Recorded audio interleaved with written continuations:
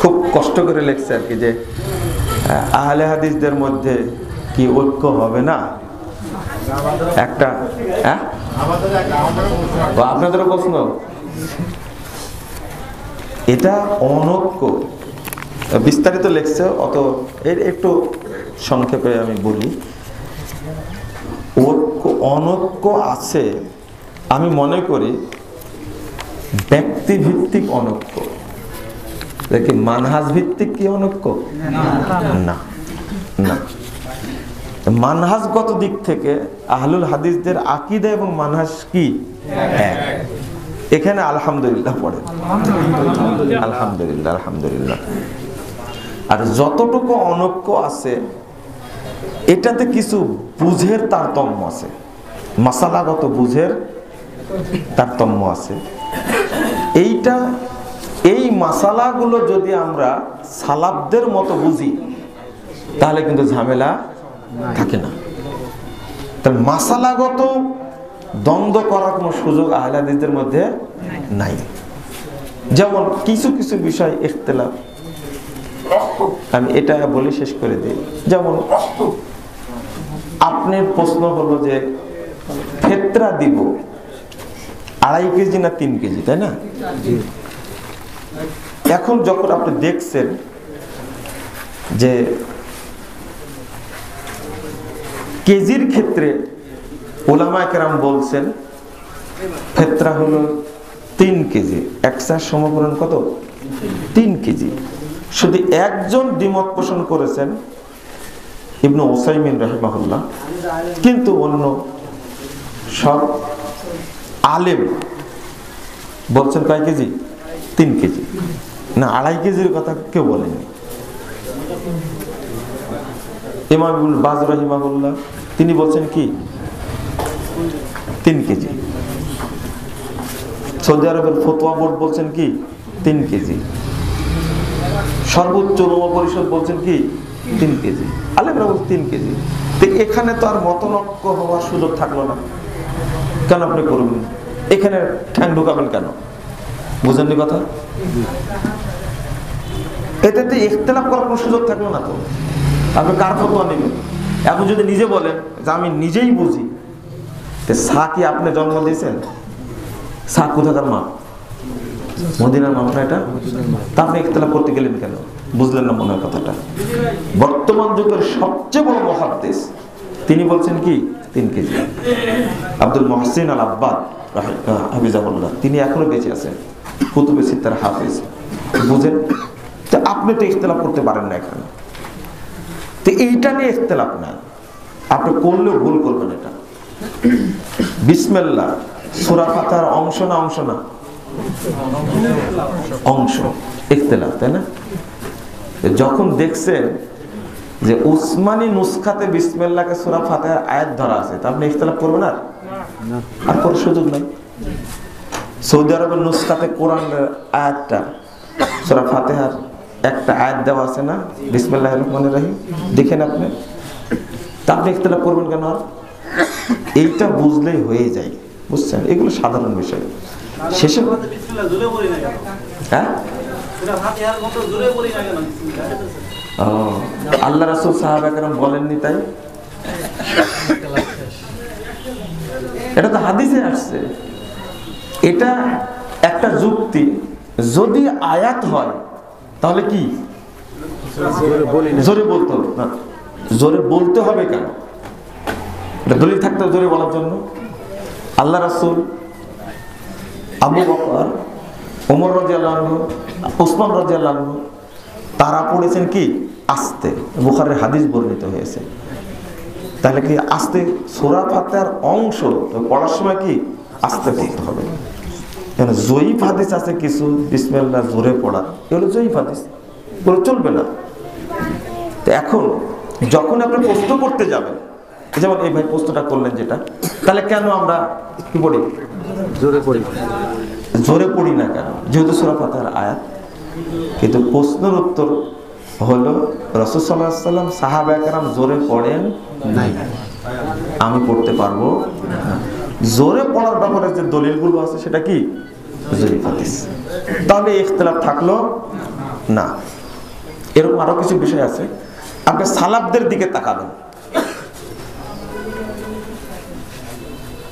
আপনি বলবেন যে ভাগে কোরবানি নাকি ইখতিলাফ, গরু 7 ভাগে করা যাবে কি যাবে না, তাই না?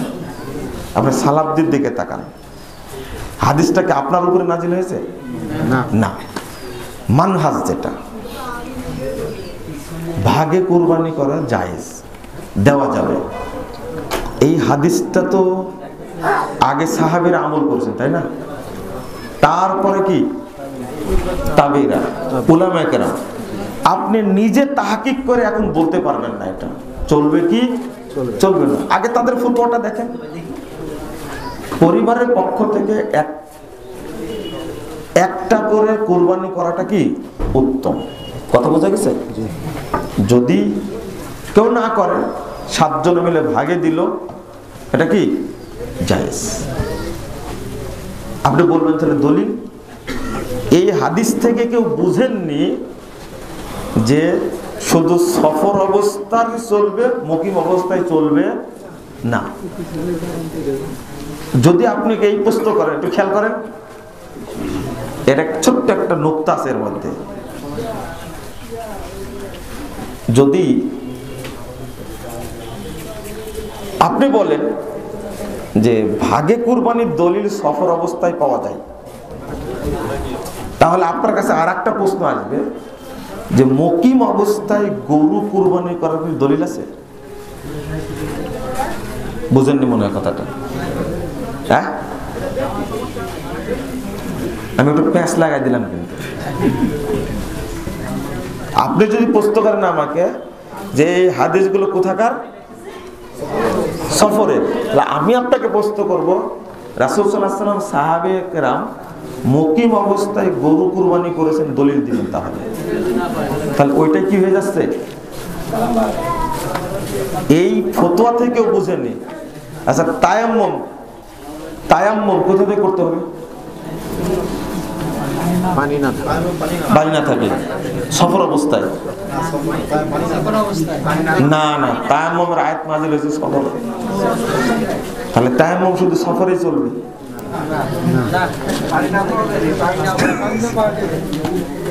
পানি না পাওয়া গেলে আয়াত নাযিল হয়েছে কোথায়? সফরে। কিন্তু বিধানটা কি? সব অবস্থাতে পানি না থাকে। কিন্তু আপনি কুরবানিটা নিয়ে যাচ্ছেন কোথায়? সফর অবস্থা খাস করছেন। বুঝতে হবে কিন্তু এইভাবে। আর আমার বুঝ দিয়ে হবে না। আমার বুঝ দিয়ে, এই বুঝটা আপনি যেটা বুঝলেন এটা সফর অবস্থার আমল, এই বুঝটা কি সাহাবীরা বুঝতেন? তাবেঈরা বুঝতেন? তাবেঈরা বুঝতেন? আপনি বুঝলেন কেন এখন? এটা হলো ফাহমুস সালাফ। সালাফদের বুঝ লাগবে। কাদের বুঝ? সালাফদের বুঝ লাগবে। আপনি একা বুঝবেন না। আমি শেষে বলি একটা, এরপরেও আলেমে যদি ইখতিলাফ থাকে, আপনারা কি করবেন? বুঝেননি মনে কথা? আপনারা কি বলবেন? আলেমে ইখতিলাফ, আপনারা কি করবেন?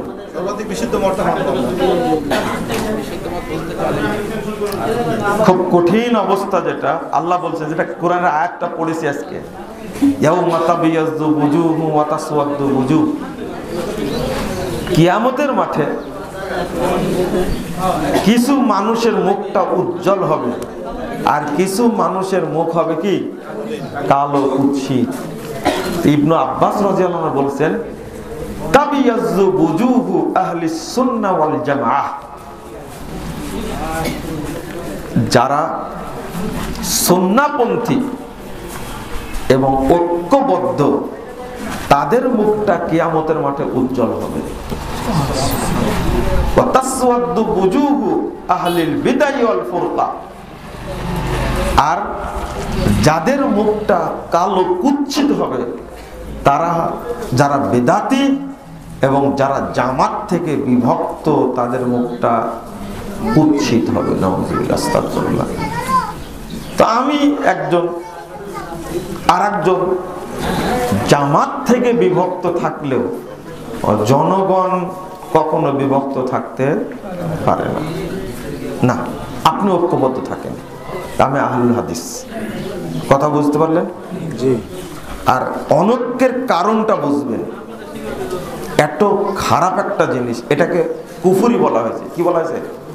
তার মনে হয় আহলে হাদিসরাই সবাই মিলে যে প্রশ্নই করেছেন আমাকে আহলে হাদিস হিসাবে।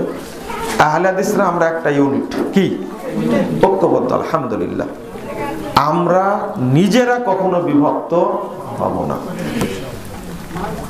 চেষ্টা চালানো হয়েছে বা হচ্ছে যে একসঙ্গে কাজ করার, কিন্তু কেউ এই চেষ্টাকে মেনে নিচ্ছে না, তখন কি করবেন?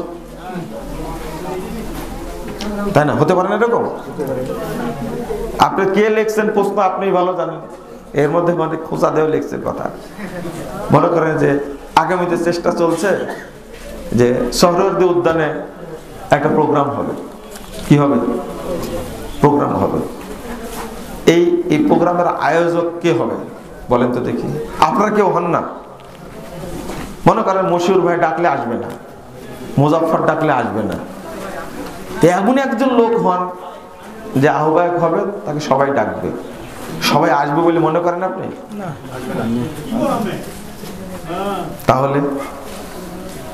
তাহলে কিভাবে সম্ভব? কিভাবে সম্ভব? সব মানুষ ঐক্যবদ্ধ যে আমরা প্রোগ্রাম করব, সোহরাওয়ার্দী উদ্যানে করব, সবাই বলছে আমরা যাব। প্রোগ্রামটা যখনই আপনি কি করবেন, আয়োজন করা শুরু করবেন, তখনই দেখবেন এক একজনের মত এক এক রকম হয়ে যাবে। এই দোষটা কিন্তু আপনাদের না, দোষ কাদের? আমাদের। আমরা কেউ 1 হাত বেশি বুঝি, কেউ 2 হাত বেশি বুঝি, কেউ 10 হাত বেশি বুঝি, কিন্তু যাদের কারণে ঐক্যবদ্ধ হচ্ছে না তারা কিন্তু কেউ আল্লাহর কাছে পার পাবে না। এই জন্য দোয়া করবেন যে আল্লাহ যেন আমাদের মধ্যে ঐক্য তৈরি করে দেন, আল্লাহ যেন আমাদের রহম করেন। একটা দোয়া পড়েন তো।